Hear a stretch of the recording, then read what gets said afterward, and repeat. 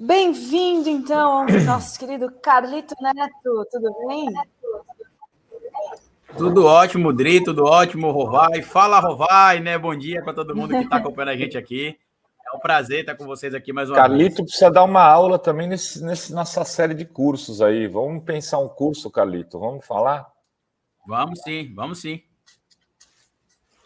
Maravilha. Bora. E vamos, então, trazer aqui o destaque dessa edição, reportagem da Juliana Dalpiva, no ICL. Ela mostra que ela teve acesso aos registros, né? Os registros de acesso do Carlos Bolsonaro ao cofre que foram entregues pelo Banco do Brasil ao Ministério Público do Rio de Janeiro. Então, ela obteve esse registro de acessos e cruzou com os dados dos registros de imóveis das duas casas no condomínio Vivendas da Barra, na Barra da Tijuca, que o ex-presidente Jair Bolsonaro comprou no Rio de Janeiro. Então, ele, nos dias que foram adquiridas essas casas, o Carlos Bolsonaro foi acessar o cofre que ele mantinha em conjunto com o senador Flávio Bolsonaro, né, seu irmão mais velho, no Banco do Brasil do Rio de Janeiro. E olha só o que ela aponta aqui, vários indícios aí, né, de que pode ser aí que boa parte das casas possam ter sido pagas em dinheiro vivo. Por quê? Porque elas foram registradas em valores muito abaixo do mercado, muito abaixo do que a Prefeitura do Rio avaliou para a cobrança do ITBI, que é o Imposto de Transmissão de Bens e Imóveis. Olha só, para vocês terem uma ideia, numa das casas, o Bolsonaro não declarou o uso de dinheiro em espécie na compra, mas a negociação foi declarada, o Bolsonaro declarou ter pago R$409 mil pelo imóvel. A Prefeitura do Rio avaliou a casa, sabe quanto? R$1.006.000. Então, de 400, estranho, né? Mínimo registrado por 400 mil e a avaliação de 1 milhão. Na outra casa, olha só, no mesmo condomínio, foi 580 mil e também teve uma avaliação muito maior, né? 1 milhão do que o que foi pago, foi declarado. Nessa outra casa, o vendedor teria tido um prejuízo de 170 mil com a casa. Então, aí tem uma série de... 170 mil? De prejuízo. Considerando o valor venal. Ai, gente, acho que todo mundo é idiota, né? Exatamente. Porque, vamos combinar, tenta comprar uma casa ou um apartamento pelo valor venal na sua cidade. Liga para alguém e fala, queria comprar seu apartamento, mas eu pago o valor venal. Vê o que ele te faz. Ele te manda catar coquinho embaixo da ponte. Não tem, sempre o valor venal é abaixo do valor de mercado. Né? Então, se eles pagaram abaixo do valor venal, tem truta. Óbvio. E vale lembrar que é um condomínio de alto padrão, em frente à Praia da Barra da Tijuca, num dos endereços mais valorizados do Rio de Janeiro. E pelos critérios aqui do COAF, o negócio aponta indícios, né, de lavagem. Pelos critérios da dona Clotilde. Olha só, Dri, valeria até a pena ver hoje quanto que é o valor venal dessa casa deles hoje e quanto que é o valor real de venda nas imobiliárias, né? Avaliação. Inclusive, Rovai, no meu dossiê sobre a família Bolsonaro, eu descobri, né, que desde 2014 eu tenho aqui uma pasta no meu computador chamada Dossiê Clã Bolsonaro, que mostra ali a evolução patrimonial de todos eles, né? Desde o golzinho do Flávio lá em 2022, ou melhor, em 2002, até a mansão de 15 milhões que ele comprou por 6, supostamente lá em Brasília. E se você observar as declarações do Bolsonaro 2014, 2018, 2022, o valor do imóvel lá do Vivendas da Barra, né, lá no Rio de Janeiro, é o mesmo valor que ele declarou em 2014, 2018 e 2022. E aí tem uma falha também, que eu preciso constatar isso para vocês aqui, do próprio TSE. Por quê? Porque o TSE fala em autodeclaração. Então o indivíduo vai lá e autodeclara que ele comprou imóvel, que o imóvel custa 450 mil.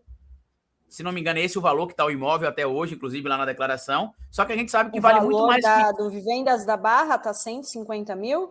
Não, 450, se não me falha a memória, nas declarações que ele fez ao TSE, né? Isso não quer dizer que o imóvel tem esse valor, né? Mas como é uma autodeclaração, na época, inclusive, Rovai, acho que em 2022, eu fiz até uma denúncia em cima disso, porque o Pablo Massal, que dizia ter um patrimônio de mais de 250 milhões de reais, tinha declarado, acho que 16 milhões ao TSE. E aí, ou ele não tem um patrimônio que ele disse que tem, ou ele estava escondendo o seu patrimônio para o TSE. E aí foi quando eu entendi que ali é uma autodeclaração, né? Você autodeclara o que você tem. Então tem coisas que ficam de fora, tem coisas que você não precisa dizer exatamente o valor. É claro que se tiver um conflito ali, um confronto, né, de informações, eles acabarão sendo responsabilizados. Mas, no geral, não tem esse trabalho, por exemplo, que eu fiz lá de analisar, ver que as contas não batiam e denunciar. Que eu fiz isso com o Pablo Massal, com o clã Bolsonaro e com o Gustavo Gayer, para mostrar ali que eles não declararam algumas empresas e parte do patrimônio ao TSE. Mas, aparentemente, se não tiver uma denúncia feita por parlamentares, isso não vai para frente.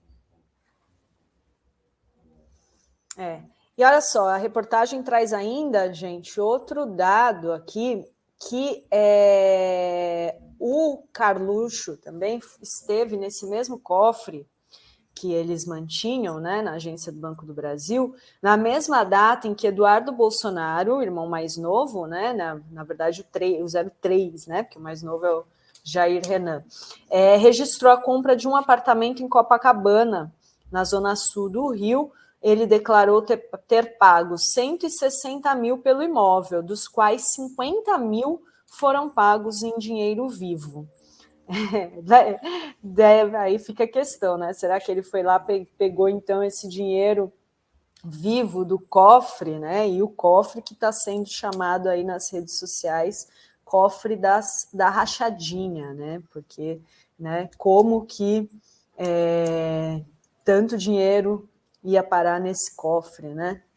Enfim, então tá aí essa denúncia esse cruzamento de dados aí que mostram as visitas ao cofre casadas com as compras das duas casas no Vivendas da Barra e no apartamento do Eduardo Bolsonaro em Copacabana.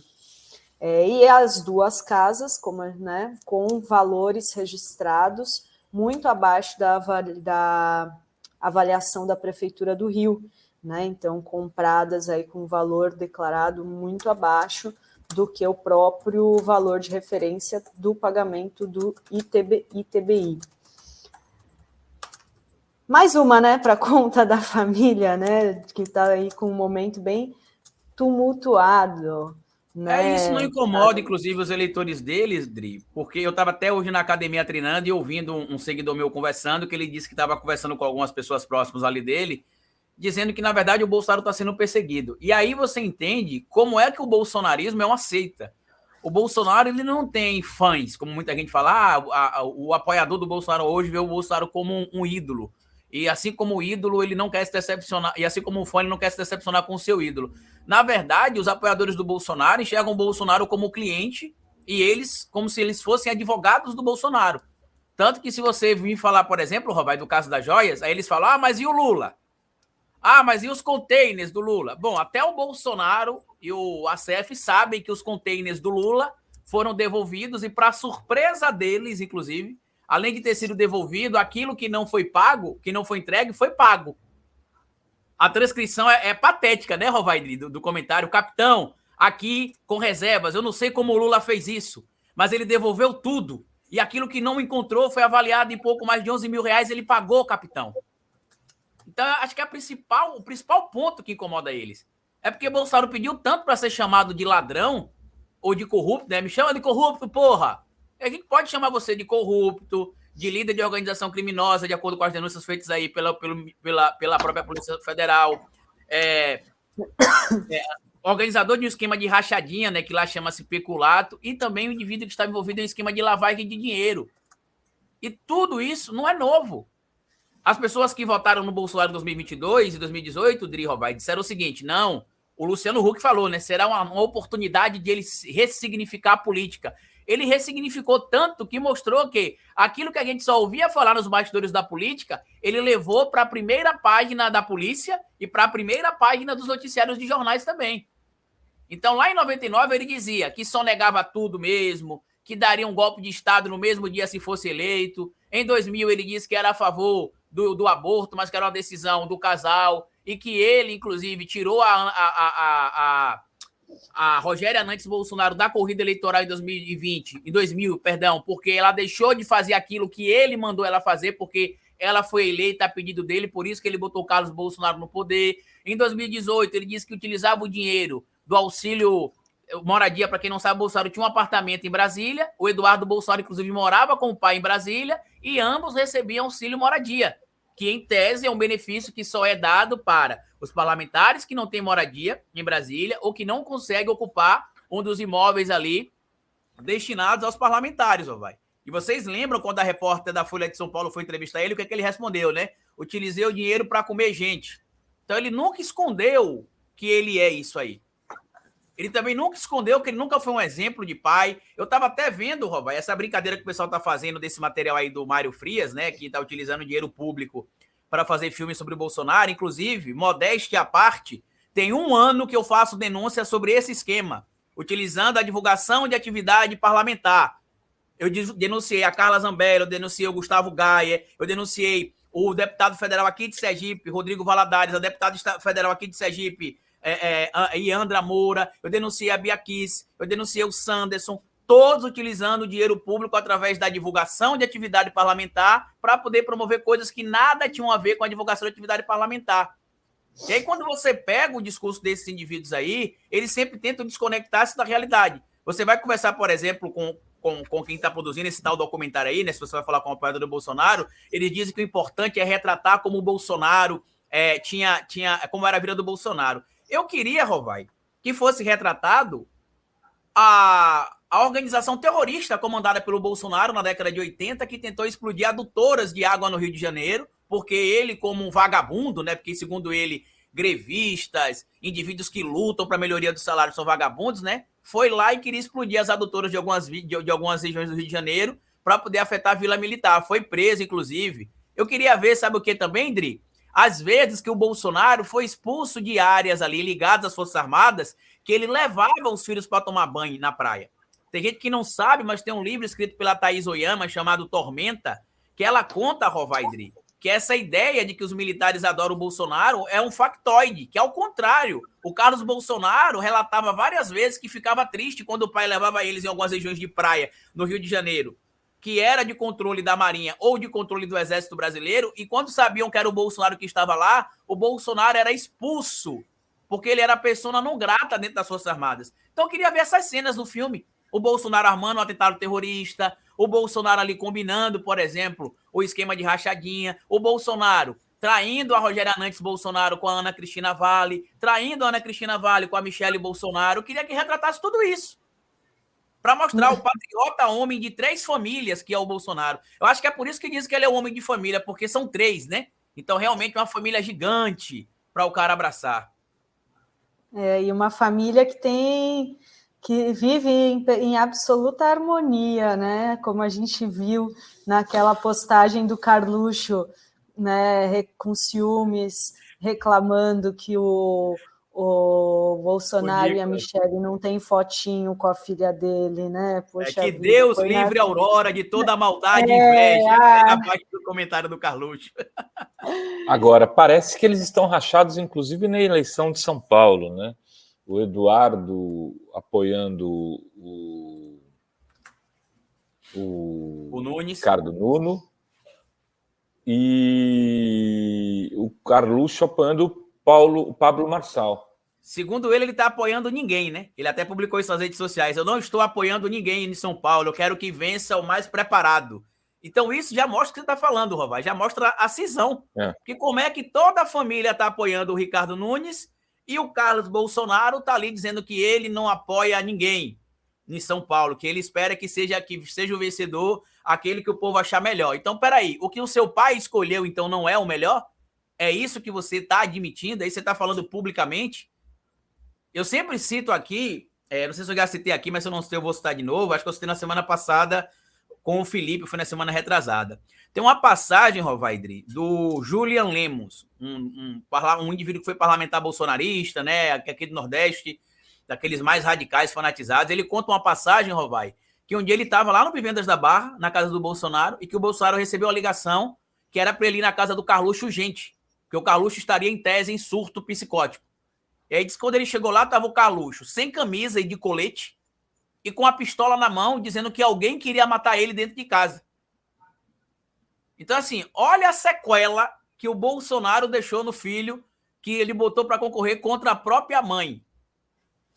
Tem um vídeo muito famoso que você já deve ter visto, que é o Carlos Bolsonaro, bem novinho, Dri, dando uma entrevista. Ele ainda tinha cabelo, né? Ela loirinho, cabelinho assim de lado, e ele dizendo que ele tinha sido vítima de um golpe, Rovai, no ônibus, que ele foi passar no ônibus, o trocador deu para ele uma moeda de 50 centavos falsa, e que é um absurdo, que o crime realmente estava difícil, que ele jamais imaginou que no ônibus ele iria receber uma moeda de 50 centavos falsa. Será que foi por conta disso? Uma moeda. Será que foi por conta disso, Grilo, vai? Que o Carluxo virou esse indivíduo da rachadinha, que o Carluxo virou um indivíduo de guardar dinheiro em casa para ele olhar o que é verdadeiro, o que é falso, para não cair mais no golpe da moeda de 50 centavos falsa? Pois é, né? Muito trauma, né? Esse lance dele, imagina, o vereador com 17 anos, né? Depois de concorrer com a própria mãe, né? Ganhar da própria mãe, uma história assim cruel, deve ter vários traumas mesmo. E lembrando, né? que eu também lembro aqui, Dri, que nem o Flávio aceitou, né? Que o Bolsonaro convidou o Flávio, o Flávio falou, não, contra a minha mãe não tem como. E o Carluxo foi. Ele foi emancipado, né? Ele tinha 17 anos. E vale lembrar também que o Carluxo, ele sofreu, né, num mandado de busca e apreensão dentro da sua casa, né? O único que passou aí por uma humilhação aí, né, de ter a sua casa devastada. Ele até fez lá vídeo depois, olha só como ficou minha casa, né, toda revirada pela Polícia Federal. E só aqui o pessoal perguntando, mas a casa foi comprada em 2009. Uma foi comprada em 2009, 21 de janeiro de 2009. Na mesma data, o Carluxo foi ao cofre. E a outra casa foi comprada em 13 de dezembro de 2012. E no dia que também o Carluxo esteve no cofre, segundo a reportagem que a gente traz aqui de destaque na edição de hoje. Mas queria passar aqui, girar a pauta, para a gente ter outra notícia, que é sobre a nova versão do Alexandre Ramagem, ele que vai depor, ele tem depoimento hoje à Polícia Federal, ele, né, investigado no caso da BIM Paralela, e a gente teve, antes de ontem, a queda do sigilo da reunião de 1h08 que ele gravou com Jair Bolsonaro, Augusto Heleno, que então era chefe do Gabinete de Segurança Institucional, GSI, e duas advogadas do Flávio Bolsonaro. Né, nessa reunião, a Polícia Federal, segundo a Polícia Federal, Bolsonaro realizou tráfico de influência ao colocar a BIM, comandada por Ramagem, a serviço da defesa do filho Flávio Bolsonaro, no caso de corrupção no gabinete quando ele era deputado estadual, né, no caso das chamadas rachadinhas. E o Ramagem, num vídeo nas redes sociais, tinha dito que a gravação dessa reunião em agosto de 2020 não tinha sido clandestina, que tinha tido o aval do Bolsonaro, porque eles teriam tido uma informação de que uma pessoa iria participar da reunião e que ele iria fazer uma proposta nada republicana, né, e que seria um representante do governador Witzel, que é ex-aliado do Bolsonaro, né, teve um mandato cassado em 2021. Hoje a gente tem informação do Igor Gadelha, no portal Metrópolis, que o Ramagem tem dito a aliados que fez a gravação por desconfiar de uma das advogadas do Flávio Bolsonaro, Luciana Pires, que participou da reunião. A advogada disse para o Metrópolis que jamais esteve com Witzel e não tem qualquer contato e nunca teve qualquer contato com o ex-governador Wilson Witzel. Então agora fica aí, né, a questão por si, a desculpa aí nessa nova versão do Ramagem, diante dessa repercussão negativa, de ter feito esse grampo, essa gravação do próprio ex-presidente, né, essa gravação dessa reunião. O que vocês acham, hein, Carlito e Rovai? Então, lembrando que ela é irmã do Rodrigo Roca, né, que é o advogado que representava o Mauro Cid, mas que defendeu o Bolsonaro na primeira oportunidade que teve, uma entrevista que ele deu na Globo News. Ele foi dizer que o Mauro Cid não tinha cometido crime, mas que queria deixar claro que o presidente Bolsonaro não tinha pedido nada ao Mauro Cid. Né? Inclusive, depois o Mauro Cid trocou ele, o Rodrigo Roca, pelo Bernardo Fenelon, e depois trocou o Bernardo Fenelon pelo César Bittencourt. Então, esse indivíduo, né, que é o Rodrigo Roca, ele chegou até a ocupar um cargo, eu não lembro qual que foi, Rovai, se a audiência pudesse citar aí, mas ele chegou até a ocupar um cargo durante o governo Bolsonaro, né? Não sei se foi na Advocacia Geral da União, acho que ele ocupou algum cargo. E ele estava sendo cogitado para ocupar outros cargos dentro do governo Bolsonaro, e a moça aí, acho que é a Patrícia Pires, é isso o nome dela, Adri? Luciana Pires. Luciana Pires, ela é irmã dele. Então, o Bolsonaro realmente vai querer fritar a irmã do advogado que sabe um monte de podre sobre ele? E que a gente sabe que não existia realmente, até onde a gente tem informação, essa aproximação entre ela, o irmão e o Witzel? E vocês vão lembrar de uma fala que para mim é bem emblemática, né? Lá em 2019 ou 20, antes dessa história vir à tona de que o Witzel teria supostamente pedido ali uma cadeira no STF pro Bolsonaro, vocês vão lembrar que alguns portais de notícia na época chegaram a cogitar a possibilidade de o Bolsonaro oferecer uma cadeira a Witzel no STF, mas para ele não concorrer em 2022. Era essa a versão que girava, porque vocês vão lembrar que o Witzel, ele começou a ser fritado pelo Bolsonaro quando ele começou a se apresentar já como pré-candidato à presidência da República em 2022, sim, ainda em 2020. Ainda em 2019, muita gente já criticava, inclusive aliados do Bolsonaro criticavam o Witzel por isso. E eu lembro que alguns portais divulgaram na época que o Bolsonaro estudava oferecer uma das cadeiras que ele teria de indicar no STF para o Witzel, para que o Witzel fosse um homem dele no STF e não concorresse em 2022. Aí agora surge essa história de que o Witzel teria supostamente procurado o Bolsonaro e dito para ele, né, me dá uma cadeira no STF que eu resolvo o problema do Flávio. Sendo bem honesto para vocês, por mais que eu saiba que os dois são farinha do mesmo saco, o Witzel foi juiz por muito tempo. Ele não é burro a esse ponto. Eu tenho certeza que ele não procurou o Bolsonaro com esta proposta. Eu acho que aconteceu o oposto.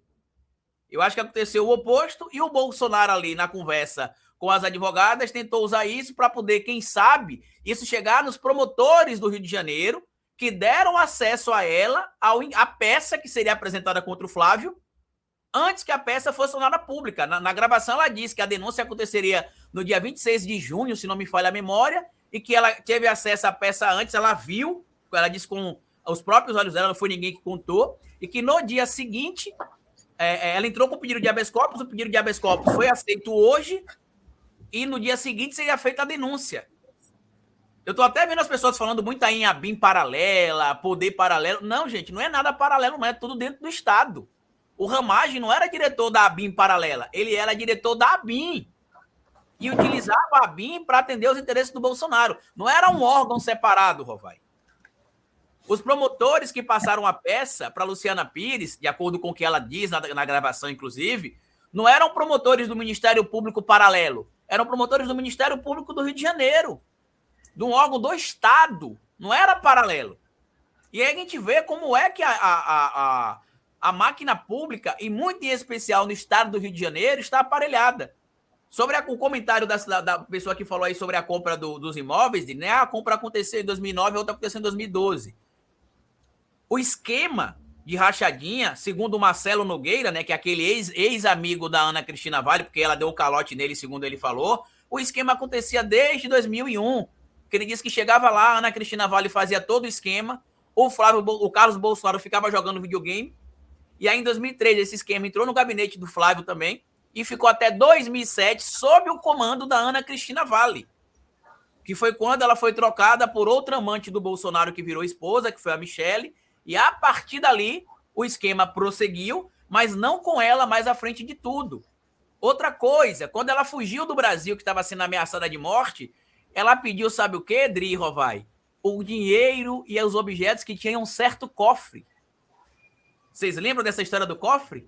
Que ela falou que tinha um cofre, que ele não tinha declarado, que tinha dinheiro, que tinha joias. Olha aí a história. Olha aí o cofre de novo, né? Sempre essa história do cofre, né? Não, essa história do cofre, Dri, circulou na época. O Calito tem razão de lembrar. Circulou na época e ela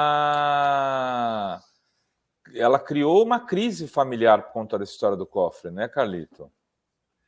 Porque ela sabia do esquema dos gabinetes todos, Rovai. Inclusive, é evidente que ela sabia que a rachadinha do Carlos, a rachadinha do Flávio e a rachadinha do Jair eram todas colocadas em um único cofre. Tanto que quando teve a separação, o Bolsonaro a ameaçou de morte, segundo ela, porque ela exigiu dividir o conteúdo que estava no cofre que ele não tinha declarado.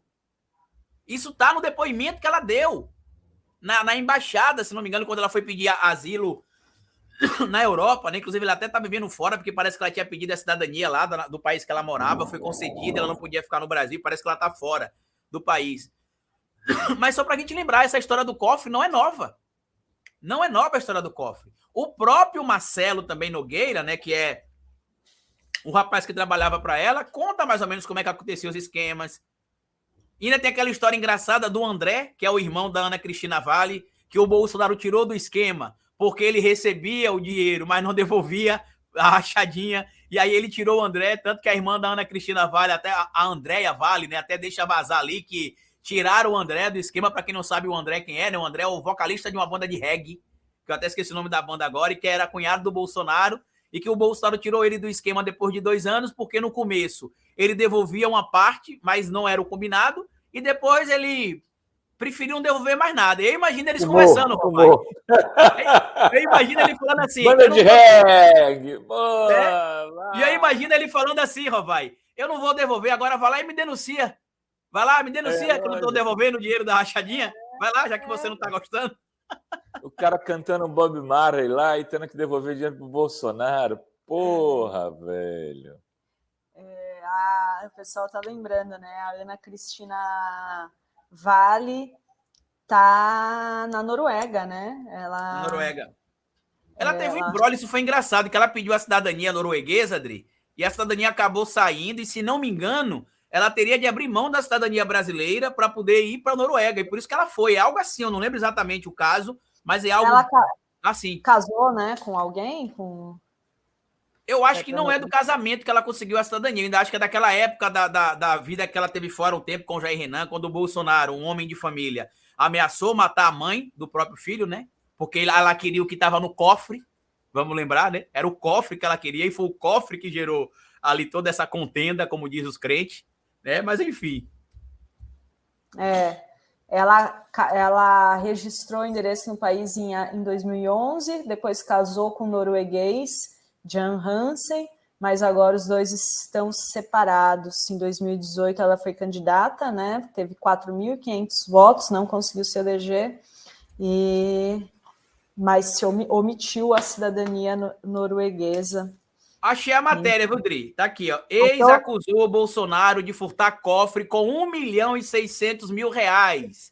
Ana Cristina registrou um boletim de ocorrência após constatar o sumiço de joias e dinheiro em 2007, que foi quando ela deixou o esquema, né? De acordo com o que o próprio Marcelo disse. Separou do Bolsonaro e deixou o esquema. Isso só pode ter sido coisa do meu ex-marido. E aqui tem um boletim de ocorrência que ela prestou, inclusive. Tá? Ou seja, olha o cofre aí. Olha o cofre, gerando desentendimento desde 2007. Tá, a Faith tá dizendo, ela arrumou um boy na Noruega, sim, olha aí, ó, tá mais informada que você, cara. Tá vendo? Foi mal. Colou um boy. Eu tinha visto que ela um boy delícia. Um boy delícia. Melhor que tá o lá. Bolsonaro, será? Porra, velho, mas aí também, né?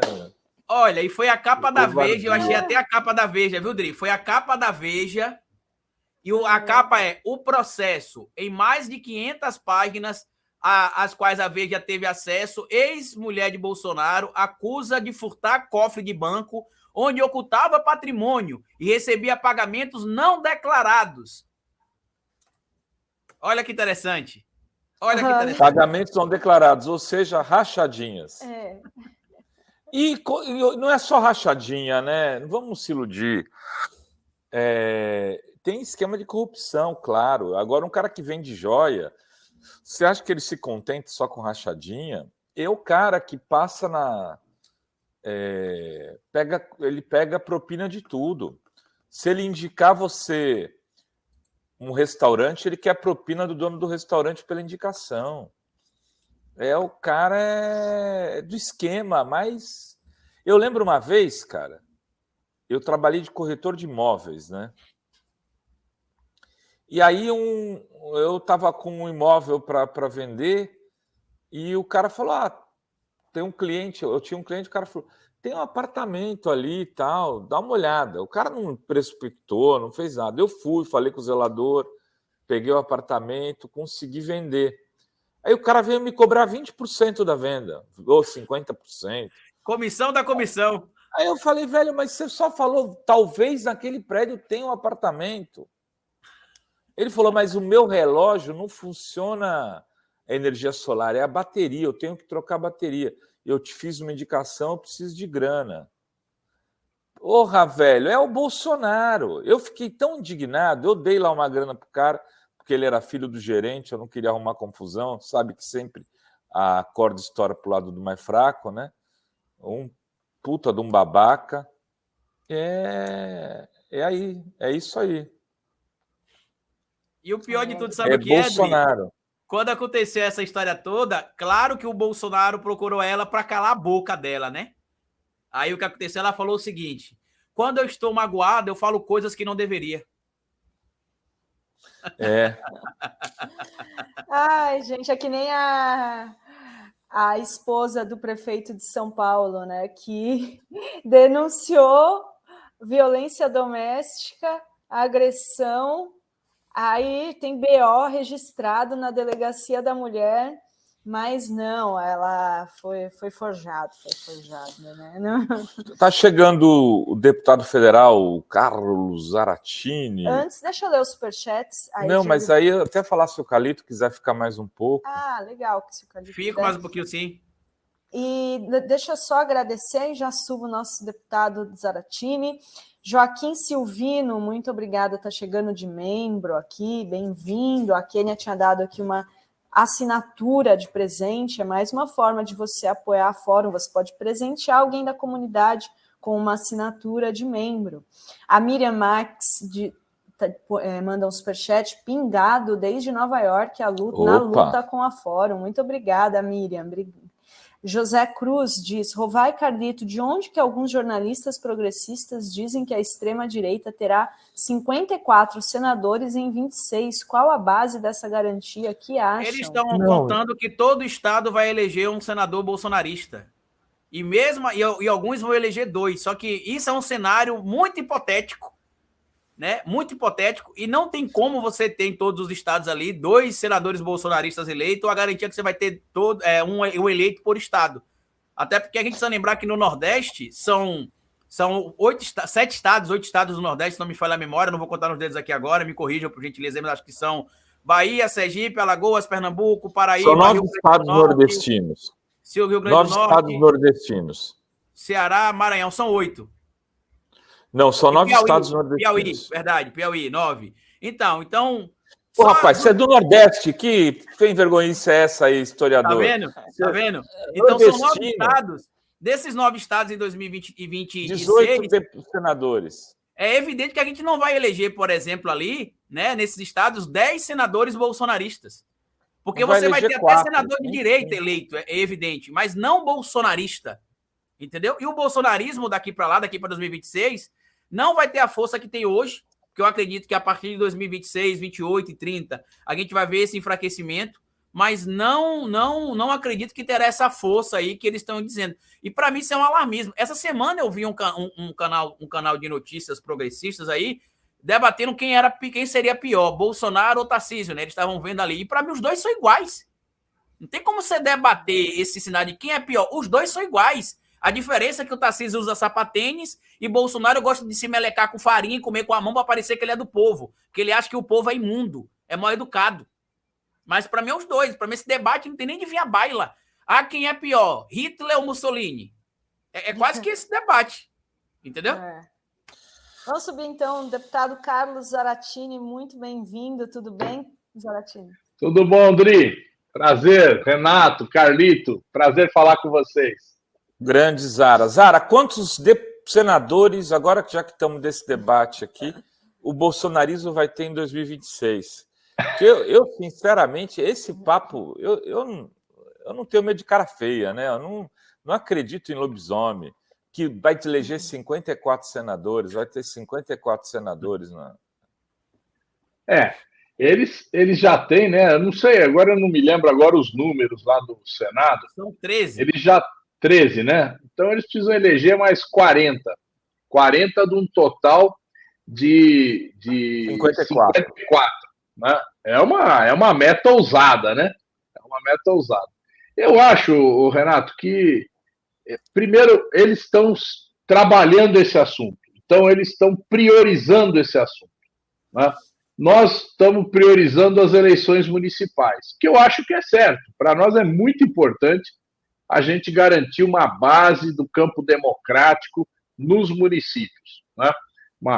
Lógico, vai ter os candidatos do PT, do PSOL, do PCdoB, mas nós precisamos ampliar, nós precisamos ter uma base do campo democrático, que muitas vezes vão ser prefeitos do PP, do União Brasil, prefeitos do MDB, do PSD, dependendo de cada situação em cada lugar. Não é uma coisa uniforme, porque você pega partido como o PSD, né?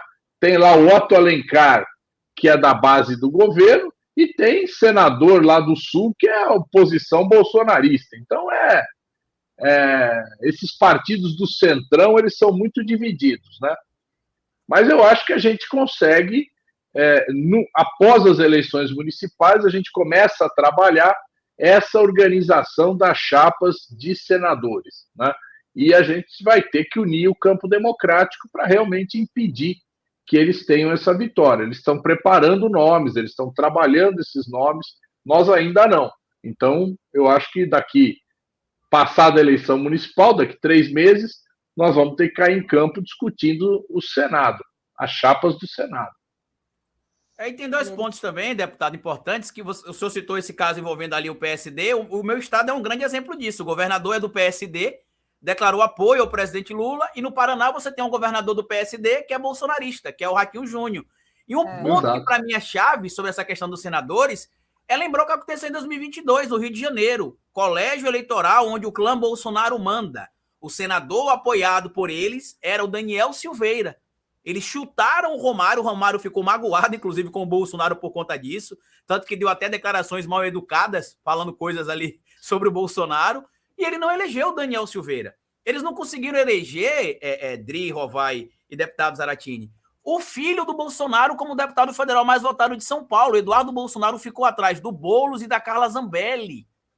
Então essa narrativa é mera especulação conjectural e, de certo modo, para mim, até para criar um pânico, de certo modo, no eleitorado, E sem considerar, Rovai, Dri e deputado Zaratini, os bons números do governo Lula, que terão impacto também, e o cabo eleitoral que o presidente Lula é. Só no estado de São Paulo, por exemplo, deputado, 63% do eleitorado diz que não votaria de jeito nenhum na cidade de São Paulo em um candidato apoiado por Bolsonaro, enquanto 41% diz que não votaria em um candidato apoiado por Lula. Ou seja, em São Paulo, capital da região sudeste, uma região que tem muito apoiador do Bolsonaro, 22% dos eleitores dizem que não votam de jeito nenhum um candidato apoiado por Bolsonaro, a mais que um candidato apoiado por Lula. Imagina quando o Lula cair aqui para o Nordeste, para pedir voto para senadores aqui, por exemplo. Para a região Norte, para a região Centro-Oeste, que, para surpresa, Rovaidri, da última pesquisa com a Este, o Lula cresceu em aprovação na região Norte e Centro-Oeste. Inclusive, região onde tem muito bolsonarista ali no Centro-Oeste. Então, para mim, é só especulação. Tá legal. Ô Zaratini, como é que foi a reunião da direção nacional do PT ontem? Teve alguma definição importante? Teve alguma decisão aí que você acha que pode alterar alguma coisa nos rumos eleitorais? A reunião foi muito focada num assunto que é muito importante para nós, que é a utilização do fundo eleitoral, né? O PT vai ter um fundo eleitoral bastante bom, né? 618 milhões de reais, e a gente está discutindo a melhor forma de utilizar, né? Que todos os candidatos do PT em todos os estados recebam alguma parcela desse fundo, né? Lógico que isso depende do tamanho da cidade, depende da organização local, se está bem organizado, mal organizado, se está mais ou menos organizado. Então, nós estamos trabalhando os critérios de distribuição desse fundo. E amanhã nós vamos ter a reunião do Diretório Nacional, onde nós vamos fazer uma discussão de conjuntura, né, e aprovar um documento que vai nortear não só o nosso posicionamento na política em geral, mas nas eleições também, né? A gente está muito com essa ideia. E vocês discutiram as capitais estratégicas nessa disputa eleitoral? Teve um debate sobre isso? Porque a discussão do fundo tem a ver também com a discussão das principais cidades e onde o PT tem chances, né? Imagino que é isso. O PT não tem candidatos em todas as cidades, né? Mas, logicamente, você pega São Paulo, nós estamos firmemente no apoio ao Boulos.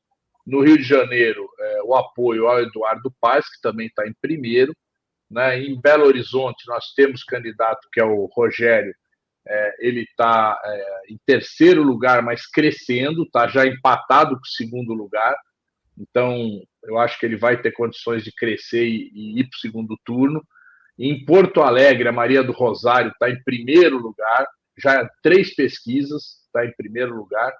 Nós temos a candidatura em Natal, da Natália, temos a candidatura em Fortaleza, em Teresina, né? Então, temos uma candidatura em primeiro lugar, inclusive, né? Com primeiro lugar. Deu entrevista para a gente. E eu acho que em Fortaleza nós também vamos acabar chegando em primeiro lugar, porque nós estamos indo muito bem no governo lá. Então, de maneira geral, são essas cidades, né, Ruvai? São essas capitais que nós estamos disputando, e eu acho que a gente pode exatamente criar as condições de ter essa vitória. Em Salvador, nós vamos apoiar o candidato do MDB, né? Então, formar esse campo democrático que vai ter um relacionamento de apoio, de sustentação nos municípios do governo do presidente Lula. Tudo bem. O Zaratini, e a sucessão do Arthur Lira na Câmara? Acabou de sair uma matéria aqui que haverá um consenso, governo e Câmara vão se unir para apoiar um nome na disputa pela sucessão de Lira. O ministro do Esporte disse isso agora no Globo. Como que estão as discussões sobre a sucessão do Lira à eleição na Câmara? Olha, aqui vocês sabem, né? Tem 3 nomes que estão mais colocados, que é o Elmar Nascimento, o Marcos Pereira e o Antônio Brito, né? Tem o Isnaldo Bulhões também, que vem pelo MDB, e tem outros nomes que ainda não se apresentaram efetivamente como candidatos, né? Nós aqui da bancada do PT, nós estamos conversando com todos, né? Não tomamos uma posição ainda, como a maioria dos partidos ainda não definiu uma posição, só o PDT que já aprovou o apoio ao Elmar. Os outros partidos estão no momento de conversação, né? O presidente Lula, logicamente, quer que haja a maior unidade possível, né, dentro da Câmara. Não interessa ao governo uma disputa fracionada, tal, que leve a uma contraposição muito grande. Mas se a gente conseguir ter aqui uma presidência da Câmara que discuta com o governo a pauta, né, que leve em conta os projetos que o governo pretende priorizar e coloque esses projetos para votar, né, coloque em debate de uma forma onde a gente tenha as condições efetivas de aprovar, isso é muito positivo, né? O governo tá no momento agora que os projetos estão engrenando. Logicamente, nós temos dificuldades, as dificuldades são do ponto de vista financeiro, principalmente, quer dizer, para a gente deslanchar muitas obras, a gente precisa de recursos, e os recursos estão muito bloqueados, né? Mas tem questões que nós vamos ter aí pela frente, né? Ainda avançamos na reforma tributária do consumo, né? O imposto sobre o consumo, mas ainda não começamos a discutir o imposto sobre a renda, que é fundamental.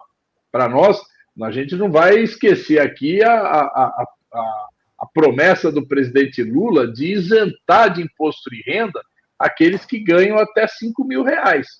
E para fazer isso, logicamente, você tem que começar a cobrar dos muitos ricos que não pagam imposto, né?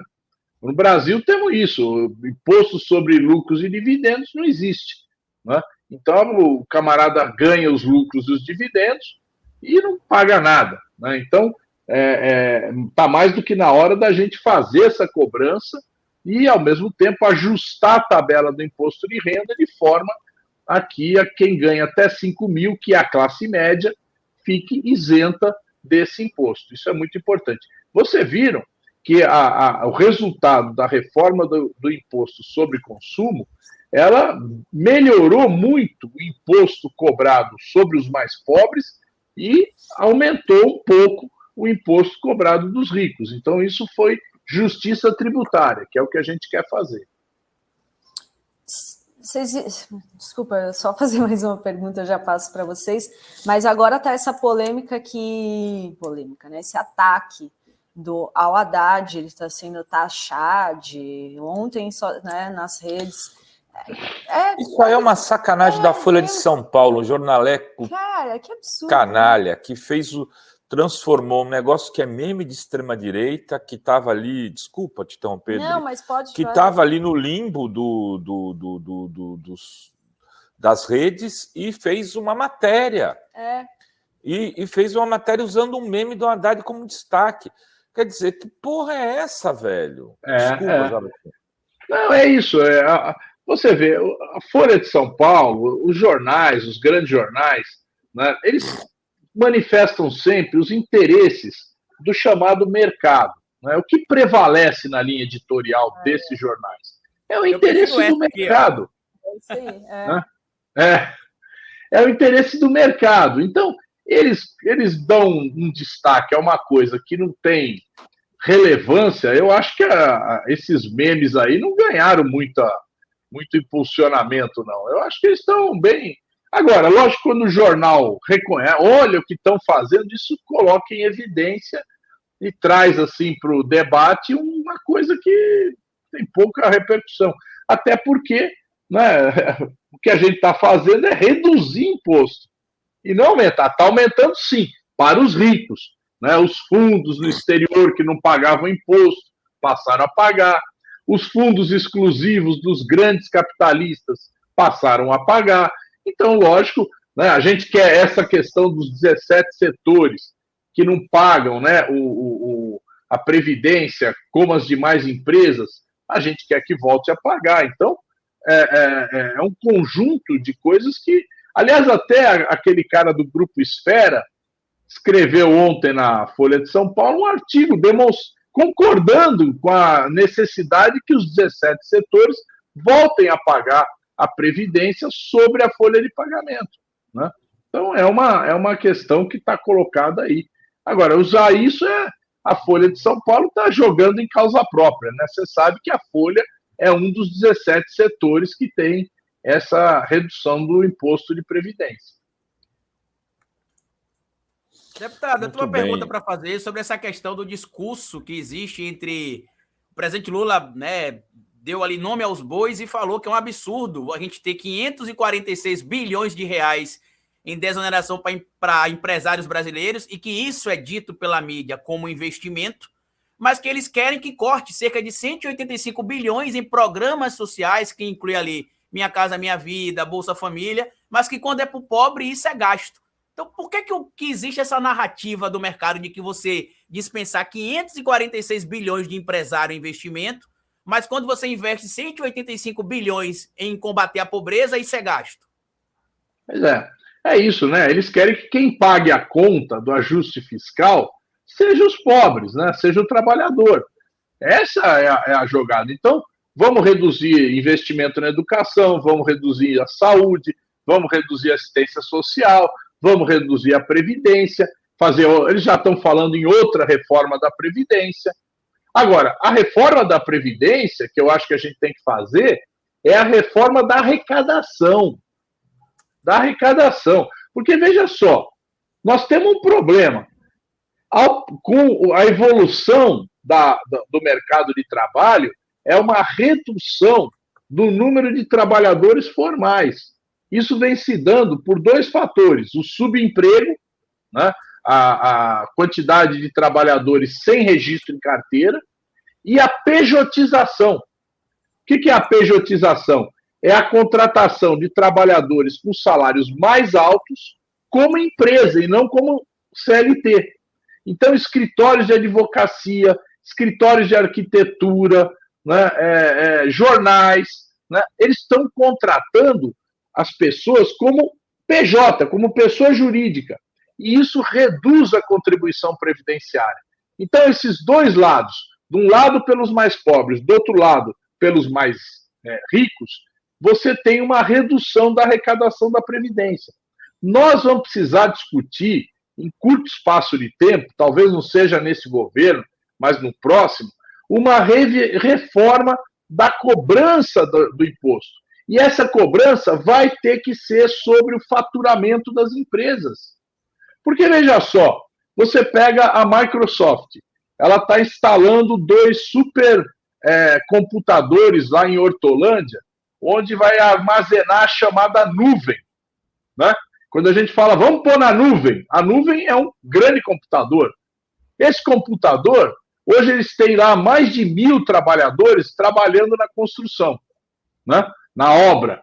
A hora que terminar a obra, vão sobrar 50 trabalhadores que vão operar aquele supercomputador. E aquele supercomputador vai arrecadar milhões, porque não é só nós aqui que compramos um pedacinho de nuvem lá para armazenar, mas as grandes empresas, as empresas de forma geral, armazenam na nuvem, né? Pagam muito dinheiro para armazenar as suas informações e os seus dados na nuvem. Então, qual é o faturamento da Microsoft? É enorme. E a contribuição previdenciária vai ser muito pequena. Então, nós precisamos reverter esse sistema. Nós precisamos passar que as empresas passem a pagar pelo seu faturamento. Isso é inevitável, não tem como a gente sair dessa, não. E essa proposta já vem sendo discutida, se não me engano, há uns 15, 20 anos. Lembra do Berzolini, tinha uma proposta nesse sentido, quando era deputado federal, lá atrás. Não sei se você também tinha alguma coisa nesse sentido, Zaratin. Não, a gente vem falando disso faz tempo, né? Você vê, o PIS/PASEP, que agora vai deixar de existir, COFINS, faziam parte do sistema previdenciário, do financiamento do sistema previdenciário. Agora eles vão sair fora, né? Hoje o sistema previdenciário é financiado pela contribuição patronal e a contribuição do empregado. Bom, como você vem reduzindo o número de trabalhadores, proporcionalmente, né? e vai aumentando o número de aposentados, você, evidentemente, vai aumentando o déficit. Isso não tem como fazer. E não adianta você falar, agora o cara não vai mais se aposentar aos 65, vai se aposentar aos 70. Você só vai jogar gente na miséria, entende? Ao invés de você ter uma forma de sustentação que seja através do faturamento das empresas. Os 17 setores, esses setores que estão beneficiados, são os que são mais intensivos em mão de obra, são os que têm mais trabalhador por produto. Né? Agora, aqueles que são intensivos em capital, ou seja, que têm poucos trabalhadores para um faturamento grande, esses não querem ser tributados sobre faturamento. Né? Então, nós precisamos fazer uma regra única para todos eles. E essa regra tem que pegar os que pagam pouco e os que pagam muito. Ô Zaratini, essas últimas 2 semanas foram super intensas de denúncias, né, contra o Bolsonaro e seus aliados. Teve primeiro o caso das joias, com a abertura do sigilo, revelando em detalhes, né, como eles usaram os dinheiros das joias para manter o Bolsonaro nos Estados Unidos. Depois teve esse caso da ABIN e, antes de ontem, a transcrição e o áudio dessa gravação, dessa reunião em agosto de 2020, do Ramagem, para blindar ali o Flávio Bolsonaro. Queria que você fizesse uma avaliação do que mudou aí com esses escândalos e se você acha que a prisão está próxima. A primeira coisa que eu acho fantástica é que eles adoram gravar as reuniões, né? Isso é uma coisa fantástica. Aquela reunião do passar boiada, né? Essa reunião agora. Naquela reunião, o Bolsonaro ele falou, não tem ninguém gravando aí, né? E mandou bala, ele estava gravando. Então, eu acho fantástico isso, né? Mas ele sabia que estava gravando, né? Pô, é uma coisa pirada, né? Mas, enfim, Renato, eu acho o seguinte, está demonstrado que a utilização do Estado para interesses muito particulares, né? Nesse caso, interesse de livrar o filho da cadeia, né, e livrar o filho da Operação Furna da Onça. Né, e ele reconhece, o maior culpado é o próprio Flávio Bolsonaro. Ele fala isso. Né, mas eles tentam mobilizar, né, o SERPRO, tentam mobilizar a Receita Federal para resolver o problema do rapaz. Né, e não só isso, fizeram espionagem, então isso está demonstrado agora, espionagem através daquele sistema que identificava o posicionamento dos celulares, né, que é o First Mile. Né, eles foram atrás de espionar jornalistas, opositores, membros até do próprio partido, como a Joyce Hasselman. Né, então, eles foram atrás de desafetos, de opositores. Né, e isso é gravíssimo, gravíssimo. E eu fico aqui, viu, bastante frustrado, Rodrigo, porque aqui no Congresso não se investiga esse tipo de coisa. Não se busca controlar as agências de inteligência. Nós precisamos ter controle sobre isso. Eu fico besta, porque nós estamos aqui, a Comissão de Controle das Atividades de Inteligência está parada há praticamente esse ano inteiro, não teve nenhuma reunião. Então, isso favorece quem? Favorece essa arapongagem toda, né? Que continua aí no governo do Lula. Os caras continuam trabalhando lá, os mesmos caras, né? Então, é preciso que a gente faça uma revisão dos procedimentos, uma revisão de quem está trabalhando. Precisa mudar as coisas, certo? Porque nós precisamos ter um sistema democrático no Estado brasileiro, não um sistema opressor. Né? O que nós temos aí montado é um sistema opressor. Né? E que hoje não funciona porque o Lula e o PT e a maioria do governo não querem que funcione, mas quando tiver um governo que queira, ele vai funcionar, entende? Então, às vezes eu fico aqui me sentindo falando para ninguém, né? Porque as pessoas não entendem que nós precisamos mudar as Forças Armadas, nós precisamos redesenhar o papel das Forças Armadas, do sistema de inteligência, do Estado brasileiro. Isso é fundamental, se a gente quiser ter um sistema democrático nesse país. Né? Do contrário, não vai. Você veja, os Estados Unidos Quando o Trump quis botar as Forças Armadas para reprimir os movimentos antirracistas, os militares se recusaram.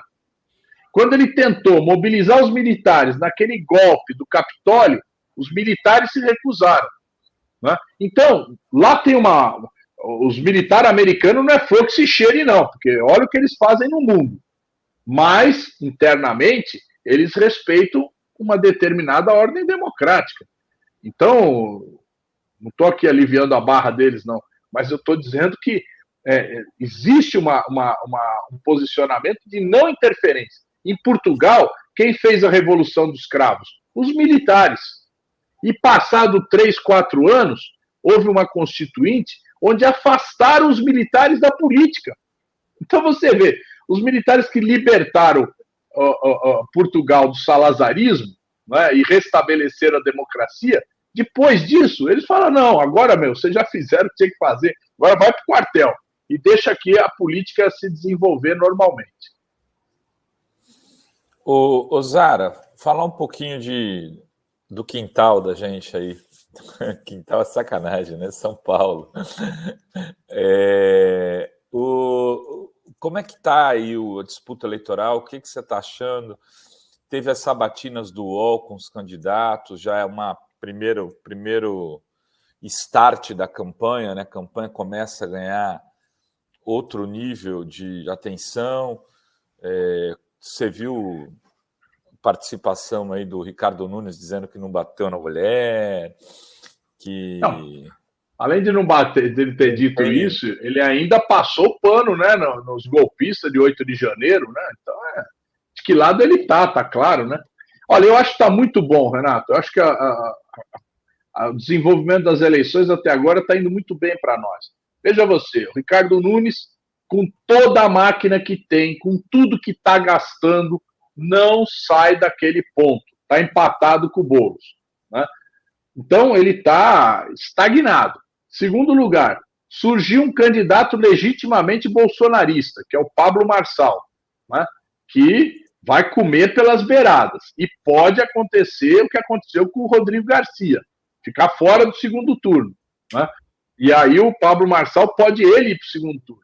Surgiu um candidato, que é o Datena, que não é do time bolsonarista, mas conversa com o eleitorado bolsonarista, né? E pode atrair voto, né? Então, além disso, tem um problemaço na base do Ricardo Nunes, que é o racha com o Milton Leite, com o União Brasil, né? O Milton Leite está totalmente fora do jogo, no comitê do Ricardo Nunes, está afastado, está empurrado para fora e pode romper.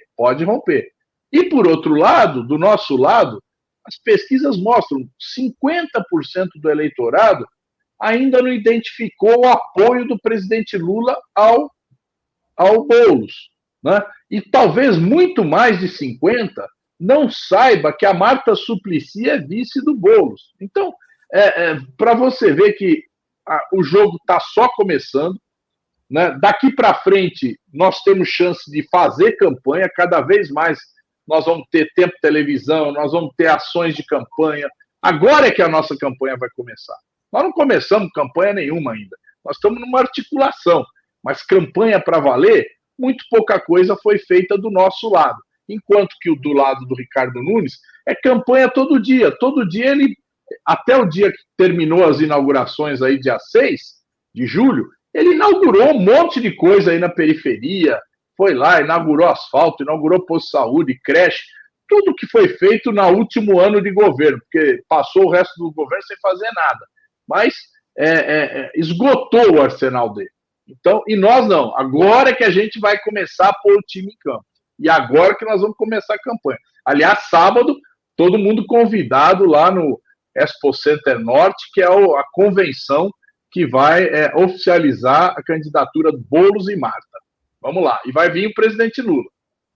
Deputado Zaratini, depois da sabatina do Datena essa semana, muita gente, né, criou alguns memes na internet aí com o Datena, dizendo que ele seria meio que um Padre Kelmo em 2024 do Boulos. Eu queria a opinião do senhor em relação a isso, porque ficou claro ali que ele né? Não tem problema com o Boulos, não tem problema com o campo da esquerda, revelou que ele saiu da Globo no final da década de 80 porque apoiou o Lula contra o Collor. Eu queria saber se o senhor também enxerga que o Datena, caso realmente prossiga na campanha até o final, se ele terá meio que um papel como o Padre Kelmo ali com o Bolsonaro, meio que sendo uma linha auxiliar do Boulos e da Marta. Bom, primeiro comparar ele com o Padre Kelmo é uma injustiça, né? Sacanagem, né? O Datena é muito melhor que isso, né? Então, eu acho que é sacanagem. Agora, se ele vai ser linha auxiliar, eu não sei dizer não, viu, Carlito? Porque isso aí é uma coisa que depende muito daquilo que, às vezes, as pessoas avaliam os candidatos, fica lendo pesquisa e fala, se eu cair mais para esse lado, eu posso ter mais voto. E é um monte de feiticeiro ali que fica lendo aquelas pesquisas. Porque eu acho assim, a melhor pesquisa é a gente fazer campanha na rua, né? Então, eu gosto de pegar agora, quando começar a campanha, eu gosto de ir lá para a feira, eu gosto de distribuir panfleto, de ouvir o que o povo está falando. Eu acho que é a melhor pesquisa. E essas pesquisas todas aí é bom, é bacana, tal, gasta o maior dinheiro nisso, mas eu acho que a melhor coisa é a gente ouvir o que o povo está falando, né? E aí a gente começa a identificar. Mas, enfim, funciona desse jeito. Então, às vezes, o Datena pode chegar lá na hora da campanha e falar, é melhor agora eu bater nesse, ou bater naquele. E aí é uma avaliação que a gente não pode prever, né? Aliás, se o Datena tiver tempo de televisão, vou dizer para vocês, ele vai mais longe, viu? Porque eu achei que o Zaratini tem que sair, eu sei, só falar isso. Eu achei que nas sabatinas quem foi melhor foi o Datena. Ele conseguiu falar, olha, eu não sou aquele discursão bonachão, fala a verdade. Parecia um pouco, até alguém falou assim, ele parecia um pouco aquele ex-prefeito lá de BH, o Calil. O povo gosta desse jeitão despachadão, que parece que está falando a verdade. Vai ser naquele tio, né, que todo mundo gosta, né? Zaratini, obrigado aí, vai lá, corre. Obrigado a vocês, abraço aí, gente. Até mais. Zaratini. Obrigada, até a próxima. Zaratini precisou sair aqui, vamos ler os superchats. Aníbal Fontoura manda aqui um super sticker, muito obrigada. A Débora Bianchini diz, hoje aqui na Espanha, Pedro Sánchez propôs uma lei que os meios de comunicação abram quem os financiam, até os partidos políticos, para acabar com fake news, sempre para favorecer direita e extrema-direita. Eu aprovo. Eu não entendi muito bem como que funciona. Tem que abrir as suas receitas? É isso? Como é que é? Sabem, uma lei que os meios de comunicação abram quem os financiam, até os partidos políticos, mas geralmente o partido político não financia. No nosso caso aqui não tem isso, meio de comunicação, né? Não, acho que não, quer dizer, diretamente não tem partido político, a não ser aquele jornal A Razão lá, que recebe dinheiro da Carla Zambelli, né? Tem outros também, viu, Rovai? De divulgação de atividade parlamentar. Tem outros. Esse dinheiro de atividade, mas de partido político diretamente não tem, né? Agora, sabe outro dia eu vi um cara me xingando, Calito. Eu fui olhar, tinha um seguidor. E não dá para identificar quem era lá. E aí ele seguia 10 lugares. Um desses lugares era o jornal A Razão. Aí eu falei, olha só. Coincidência. Sabe o que eu estava observando, já que você tocou nessa pauta, Adri? Eu estou assistindo uma série agora na Netflix chamada SWAT, que apesar de ser uma série policialesca, eu acho que os roteiristas eram progressistas, porque tem um monte de pauta importante nessa série. Fala sobre combate ao racismo, combate à supremacia branca, fala sobre o Black Lives Matter, sobre os Panteras Negras. E na temporada 5, no episódio 6, inclusive quem quiser assistir, fica a recomendação, eles têm um episódio que é exatamente o que acontecia aqui no Brasil com Jovem Pan, Record e outros veículos da mídia que eram financiados pela extrema-direita. É um episódio em que um pai invade um cenário dessas TVs, Rovai. Tipo, é a mesma coisa que está assim na Jovem Pan. E lá tem teóricos da conspiração dizendo que o filho dele, que foi vítima de um desses ataques que acontecem em escola nos Estados Unidos, não teria sido vítima de ataque, eles eram atores. A mesma narrativa do Alex Jones, né? E ali, no decorrer do episódio, vai mostrando, né, que os empresários patrocinavam eles para eles poderem espalhar essas mentiras na internet, que políticos patrocinavam o mesmo modus operandi aqui de vários veículos da mídia brasileira durante o governo do Bolsonaro. E eu acho interessante que quem assiste a série consegue se conectar nesse episódio com o que aconteceu no Brasil e entende também a importância dos veículos de mídia na internet, sejam eles ligados à grande mídia, sejam eles independentes. Então, por isso que é importante a gente fortalecer os veículos de mídia independente também. Porque até em roteiro de série eles entendem isso, que os veículos de mídia, independentes ou não, pautam o debate público e que alguns são financiados para disseminar informação sabidamente falsa. Tem mais superchats aqui. A Elizabeth Oliveira diz: o povo com alma bolsonarista perdoa. Segundo eles, todo mundo rouba. A impressão que eu tenho é isso, né? Pode sair, é joia, é ABIN, é tudo, eles têm lá... Sabe o que eu descobri aqui durante o momento que o deputado Zaratini estava, Adri, que eu fui ler aqui? Que o cofre da Ana Cristina Vale que foi furtado era em que banco? Adivinha qual era o banco? O Banco BMG. do Brasil. O mesmo banco que o Carluxo e o pai tinham um cofre também. Eram agências diferentes, mas era o Banco do Brasil também. Olha, então é uma família que gosta de banco, porque, né, comprar imóvel com dinheiro vivo, né? E a Miriam Resistência diz: professores, maioria sem piso e com 27% de imposto de renda, né, sobre o salário. É isso mesmo, né? Em 27%. Enorme o ressentimento da classe, tem que melhorar isso. O bruto é lindo, sobra pouco. Porque o presidente Lula tem que cumprir essa promessa, né, gente, de isentar o imposto de renda para até 5 mil reais, né, que é a proposta, porque, de fato, 5 mil, 27% sobra líquido, né, é pouco, né, assim, é muito imposto, né, mas, enfim. Olha só, já o Zé Barbosa está aqui, ele vai comentar conosco uma matéria que está tendo bastante repercussão aqui na Fórum, um pastor que causou revolta nas redes, dizendo que autismo é coisa do diabo. Mas antes do Carlito ir embora, eu quero trazer aqui essa notícia aqui, vocês lembram? Carlito, que gosta muito do Ciro Gomes. Que é o ex-cirista. E esse evangélico...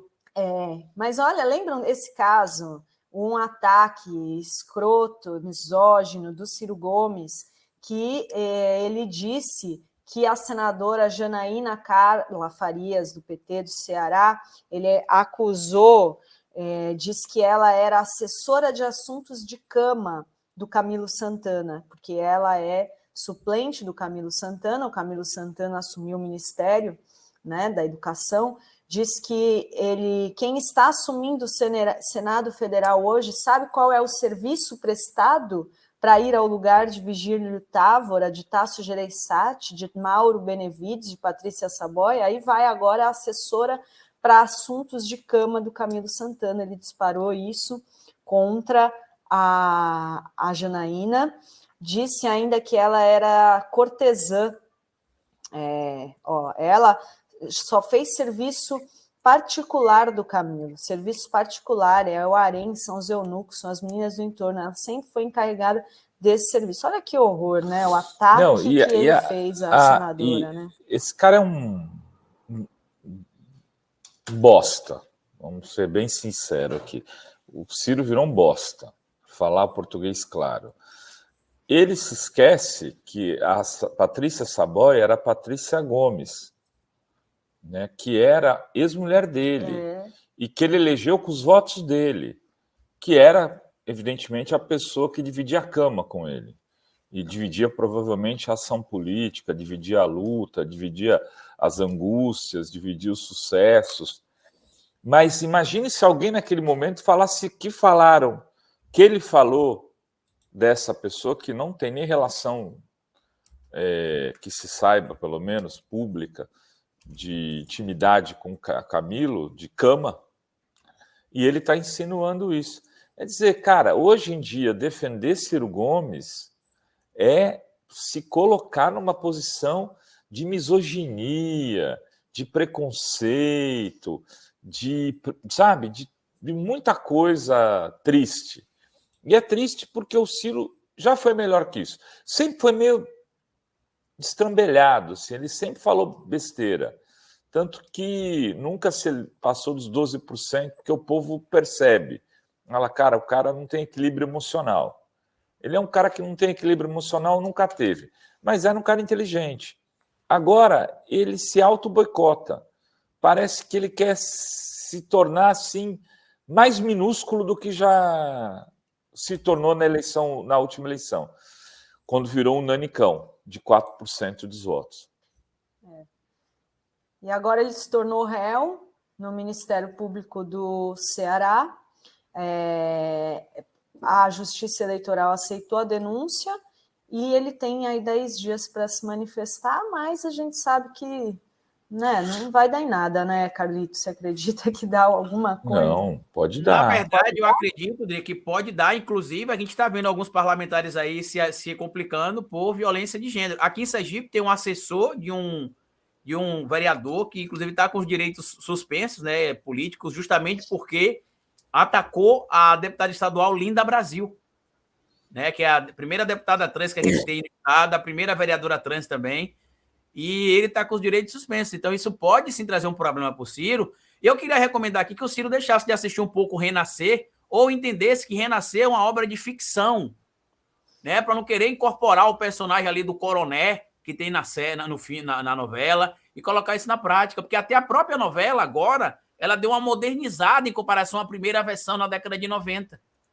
Eu, sinceramente, Rovaidri, até pouco tempo atrás, eu lamentava a mudança de postura do Ciro. Até entender que talvez não foi mudança de postura. Talvez o Ciro sempre tenha sido assim, e algumas pessoas tentavam falar, não, mas ele é um cara inteligente, vamos ponderar, vamos fazer isso, vamos fazer aquilo. Eu, que nunca fui um cirista, né? Eu votei no Ciro em 2018. A gente brincou aqui, mas eu nunca fui um cirista, eu votei nele em 2018 no primeiro turno. Por causa da demora ali do PT confirmar o Haddad como candidato, acabei declarando voto no Ciro, mas não fiz um ataque ao Haddad, inclusive já tinha declarado meu voto anterior ao presidente Lula, disse claramente que se o Haddad fosse para o segundo turno, que eu faria campanha para ele, que eu votaria nele, inclusive. Dali para frente, eu, com influência naquele momento, ainda tentei trazer, por exemplo, o Ciro para uma conversa mais nacional, tanto que tem uma coisa que vocês vão descobrir, que eu entrevistei o Ciro no dia 8 de setembro de 2020, quando meu canal fez 5 anos. E no mesmo mês ele se reuniu com o Lula para poder botar panos quentes na confusão que eles estavam acontecendo. E no off eu tinha conversado isso com o Ciro. Ele não me revelou que ele tinha conversado com o Lula, mas ele disse que estava tentando encaminhar algumas conversas, mas ele não me disse que tinha conversado com o Lula. E eu falei, Ciro, é o momento que você sentar e conversar com o presidente Lula nesse momento, porque a situação do futuro não é muito boa, não.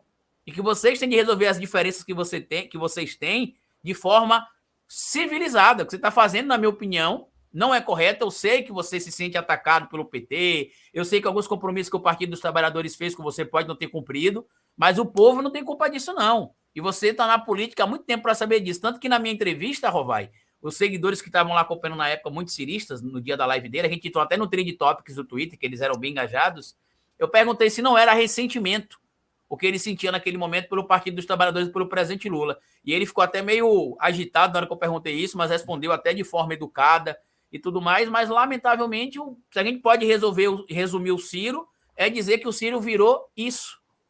O Ciro é isso aí, não tem o que falar muito do Ciro. Olha só, segundo a legislação brasileira, o crime imputado a ele de violência política de gênero, né, que consiste em assediar, constranger, humilhar, ameaçar candidato ou detentora de mandato, usando a condição de mulher como fator de menosprezo ou discriminação, que foi o que ele fez, né, chamando ela de assuntos de assessora de assuntos de cama e cortesã, a pena varia de 1 a 4 anos e pagamento de multa. Por isso que eu falei, é uma multa, pelo menos, acho que dá, mas uma prisão... Prisão não, mas ele pode ter consequências, inclusive no campo da política, né? Se ele for condenado de violência de gênero. E a multa também, né? Inclusive o pessoal até brincou aqui, né? Se ele já pagou o Kiko. Né? A gente não sabe dizer, também não sabe dizer se ele pagou o menino lá do MBL também, que ele processou e perdeu, né? O menino do MBL processou ele e ganhou, né? Do Ciro. né? A gente não sabe também como é que está. E para dizer claramente o que o Ciro está dizendo aqui, ele está dizendo que a senadora, né, prestava serviços sexuais para o senador Camilo Santana. As palavras que ele quer dizer é isso. Né? Então, assim, era uma prostituta, né? Tá chamando ela de era amante dele. É isso que ele quer dizer. Carlito, muito obrigada, viu, Carlito? Até a próxima. Até a Fiquem próxima. ligados no corte do Carlito aqui na Fórum e também vão lá no canal Historiador. Curtam, compartilhem. E 16 horas estou aqui também com o Carlito Neto na Fórum, né? Exatamente. Obrigada, viu? Até a próxima. Um beijão para você. Tchau. Tchau, tchau.